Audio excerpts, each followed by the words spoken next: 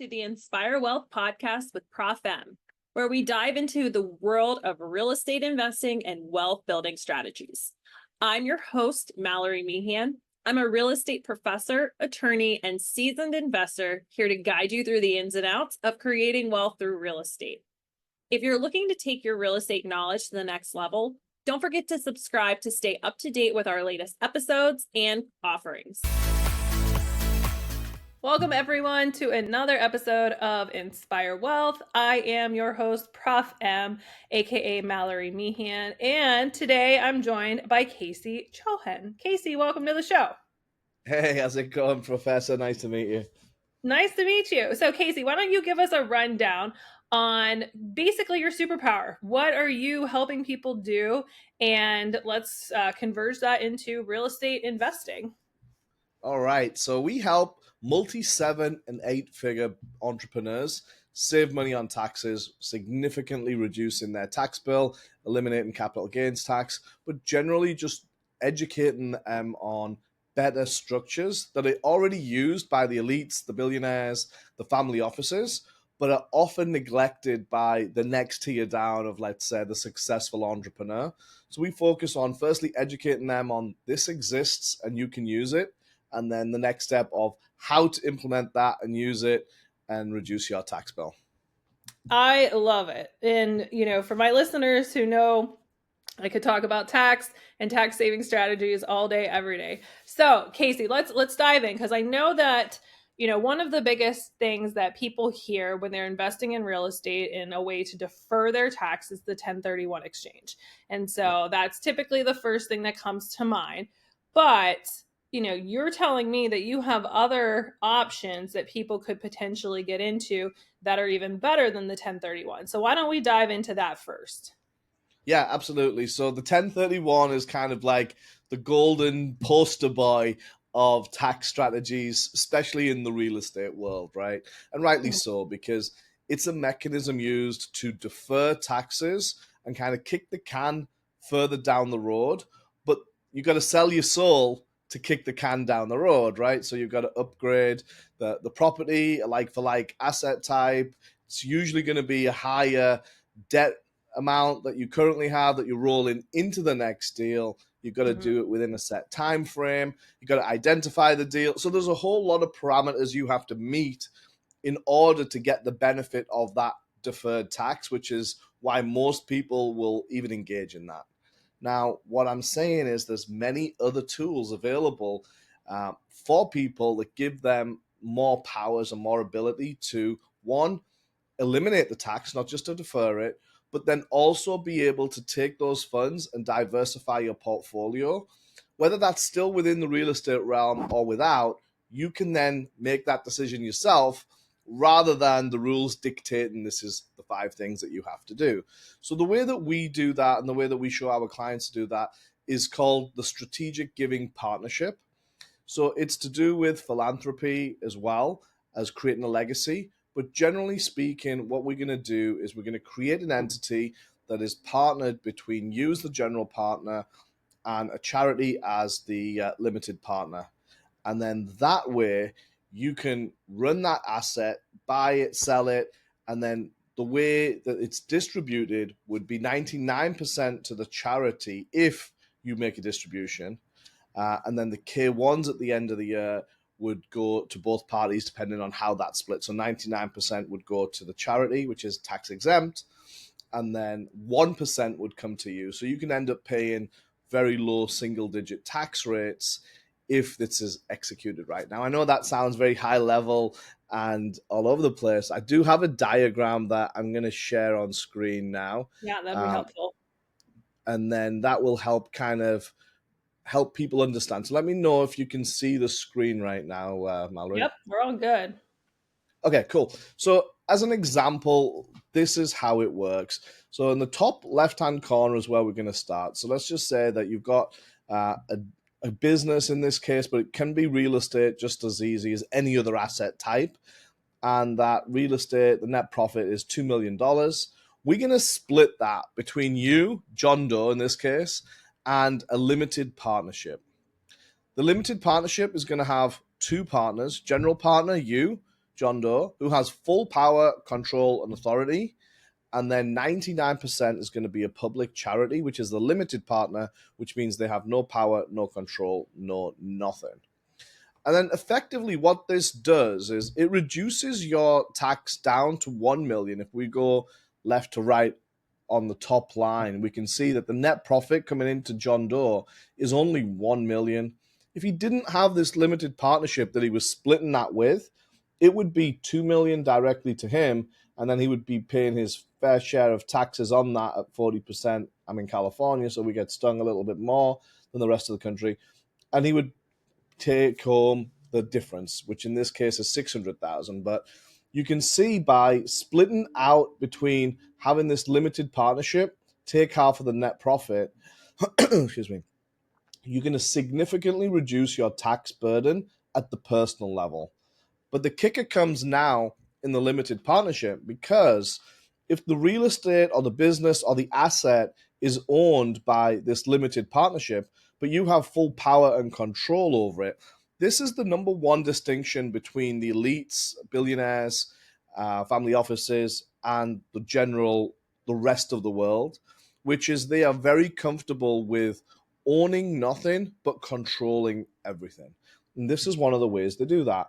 With 1% ownership of this limited partnership, you can still fully control it.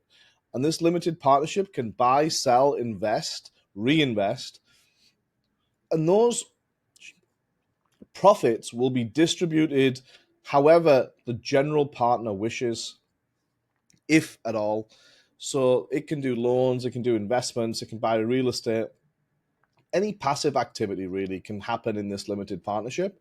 But the real difference is, when we get into the semantics of it, is the difference between a distribution and a K1.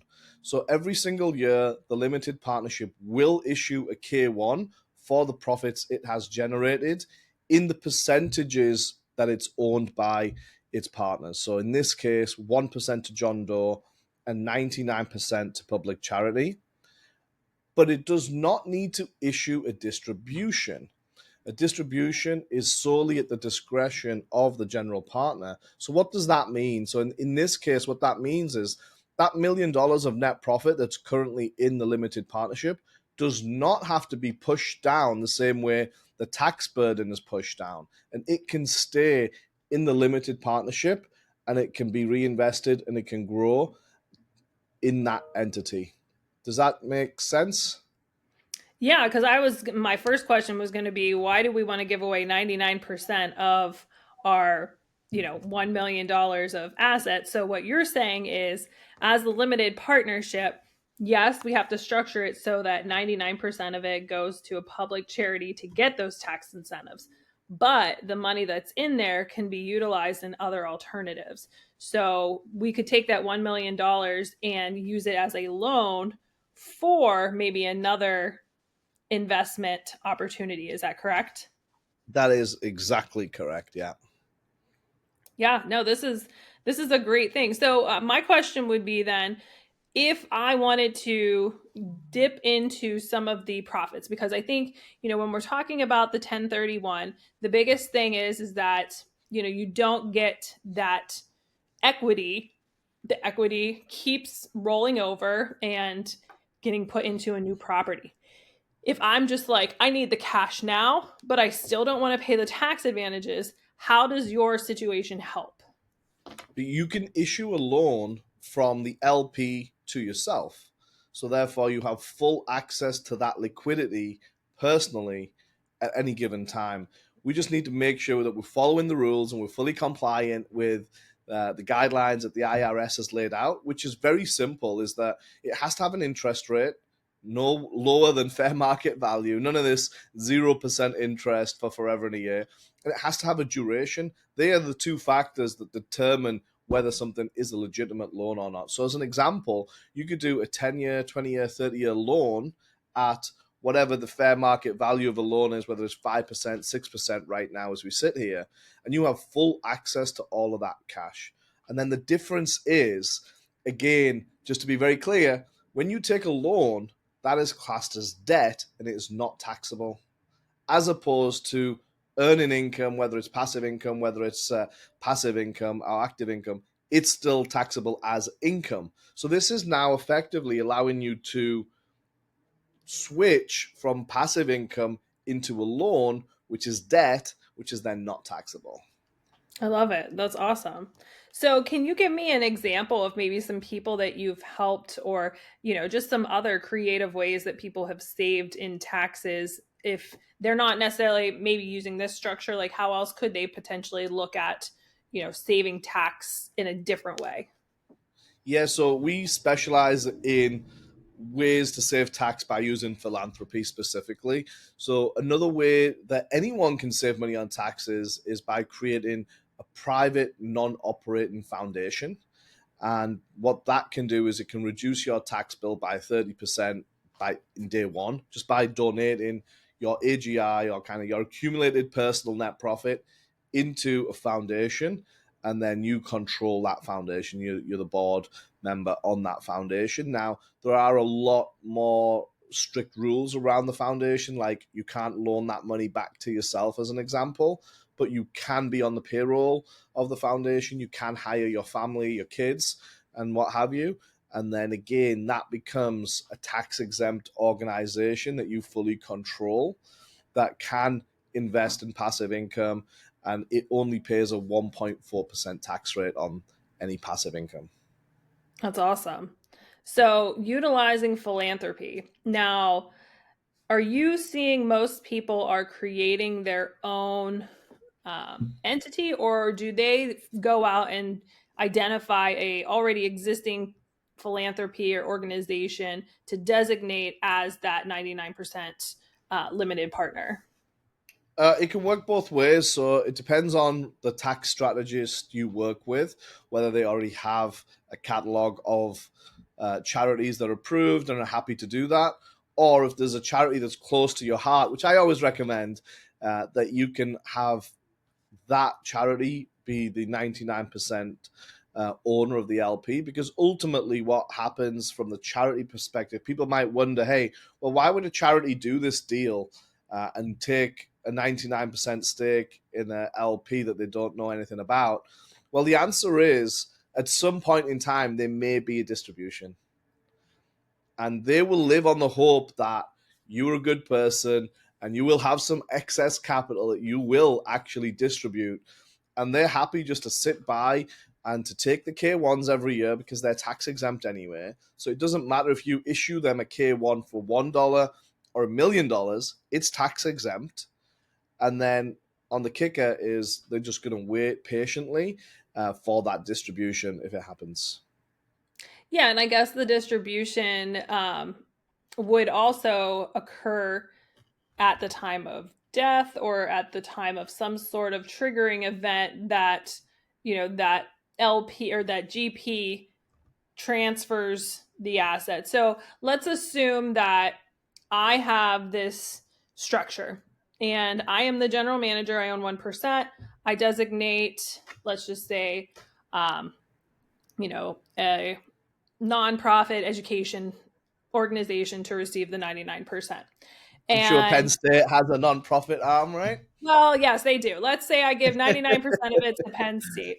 And so when I die and, I leave my assets to my husband and my kids, what then that should be a triggering event where my kids and my husband take over that 1%, but it would be different than the 1031 getting a new step up basis. Can you walk me through kind of what that process looks like and Yeah, how that would be absolutely. structured? So it's really important to have the succession planning in place. So the way that we design our structures is very similar to what you mentioned. Is that the general partnership the limited partnership has a duration and a lifespan of 80 years. So that's another reason that the charity would do that deal, is because they can see, hey, within 80 years, either this is going to expire and then it will distribute everything, or we will get a natural distribution along the way.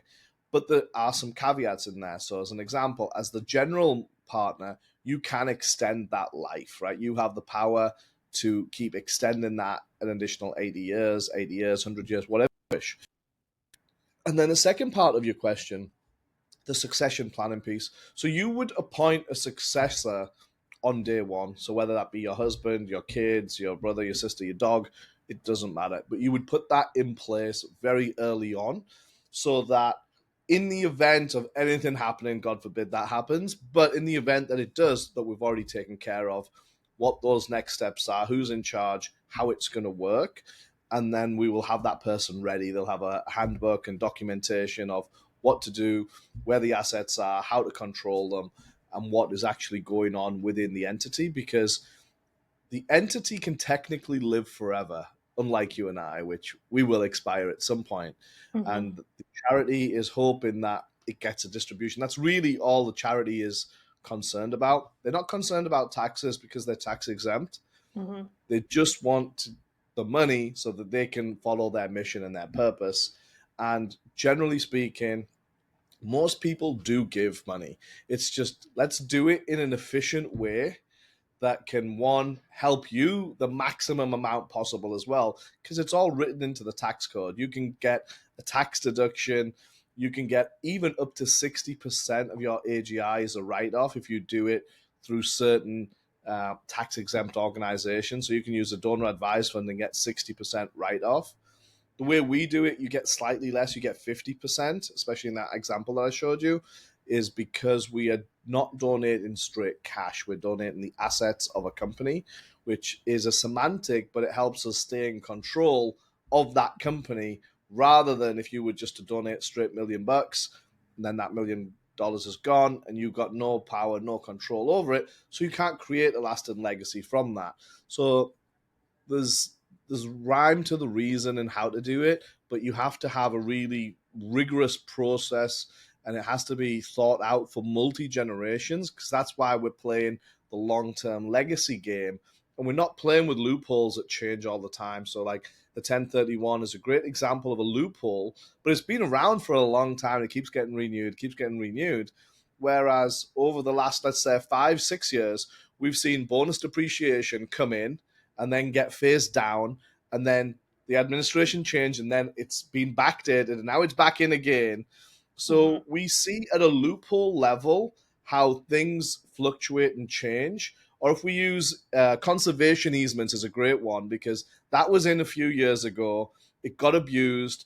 The government then changed the guidelines and audited everyone. So a lot of people got in trouble when they didn't do anything wrong. They used a third-party firm that was a specialist in conservation easements, but because too many people abused it, they all got in trouble for it. So loopholes are there, but are very limited and capped. Structures supersede them, but there's no reason you shouldn't use both. Use the loopholes as much as you possibly can within reason. But when you get into the multi-7, multi-8 figure uh, range of wealth, you then need structures as well as loopholes.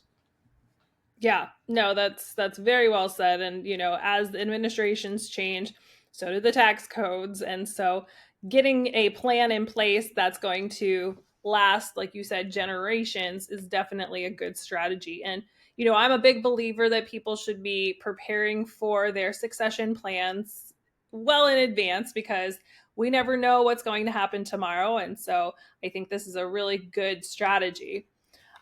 So I'm curious, if somebody goes this strategy and they loan the money to themselves or another organization, the interest that is then paid on that loan, would that just then be added to the overall value of the asset, or would that be required to be distributed as earned income? There's no requirement to do any distributions. So it would be classed as income to the LP, definitely, because it's money that's being created passively through its asset, which is the cash that was deployed. So it then, on a K1, would be pushed to the members that own it at the percentages in which they own. So let's just use simple math. Let's say there was $100 of interest earned. 99 would go to the charity and $1 would go to you that you would have to pay your tax rate on that dollar. Let's say it's 40%. So you would pay 40 cents on that dollar, and then the charity would be tax exempt, so they would pay zero. And this would be without a distribution. And yeah, and the cash would stay in the LP, correct? Okay. Yeah. Okay. So I'm curious, are there any other strategies or techniques that people who are entering into this 7 and 8 figure territory that they can look into and evaluate that's going to help them on the tax side? Yeah, they're the most powerful ones that we use and heard of is the strategic giving partnership on the diagram that I went over. And then on the other side, it's just a private, non-operating foundation. And between those two, you can either get 50% reduction in your taxes and eliminate capital gains tax, or you can get a 30% deduction and eliminate capital gains tax. So either way is a win-win over paying the government up to 38% in taxes. We definitely don't want that. So it's all about doing your research, right? Ultimately, the more you research and the better you become at that, because you can't be dependent on one person. If you're dependent on your CPA for giving you the answers to everything, then you're going to be paying a lot more than you ever should in taxes.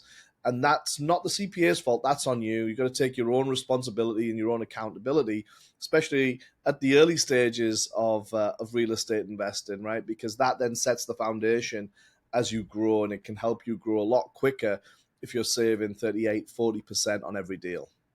Yeah, no, definitely.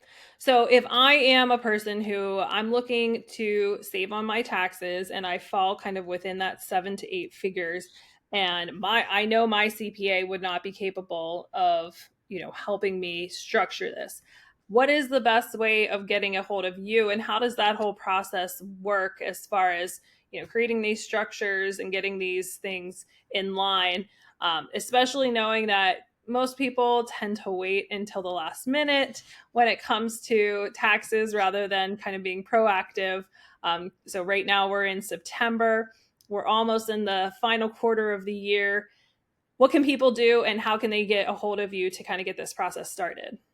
There's still time. Don't worry. We're programmed as humans to wait till the last second. I do it all myself too often, so that's why I'm laughing at myself there. Um, you can reach out to us at togethercfo.com. That's togethercfo.com. We do a free consultation with anyone who qualifies to work with us, and we can show them exactly what the numbers would look like in their scenario. So, totally unravel what's going on. We got a free tax calculator on our website as well. So if you didn't want to have a call, you just want to plug in numbers, you can do that straight on the website. We actually have the top 50 loopholes that everyone should be using in our free school community. So that's school, skool.com/tax.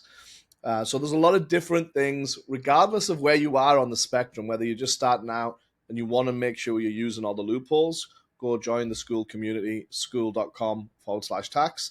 And then if you have an event coming up or you just want to save on taxes, then there's two options there. Togethercfo.com, free tax calculator, top right-hand corner, or you can set up a call and you can speak to a real human being and go over your scenario, map out your numbers to see, does this make sense now, in the future, or never? And again, this isn't about us. This is all about your education and you learning something new. So feel free to do any of those.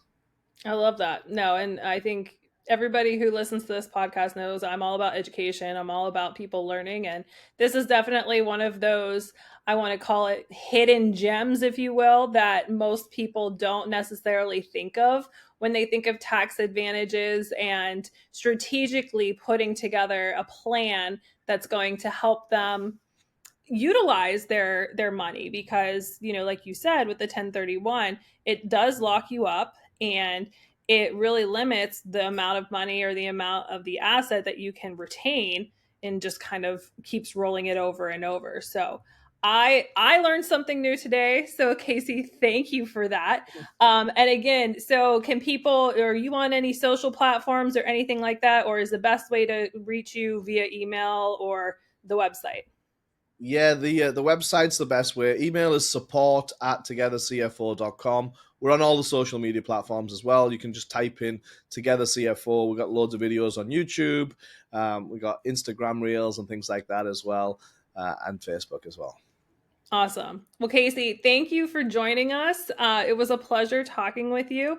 And anybody who's looking for some tax strategies that this might have, be sure to check out Casey's website, togethercfo.com. We'll put that in the show links. And that's going to wrap it up for another episode of Inspire Wealth. I am Prof M, out. And for those who want a more hands-on learning experience, check out our online courses at inspirewealtheducation.com. Whether you're just starting out or looking to expand your investment portfolio, I've created step-by-step guides and resources to help you achieve your financial goals. So hit that subscribe button and let's start building your wealth one episode at a time.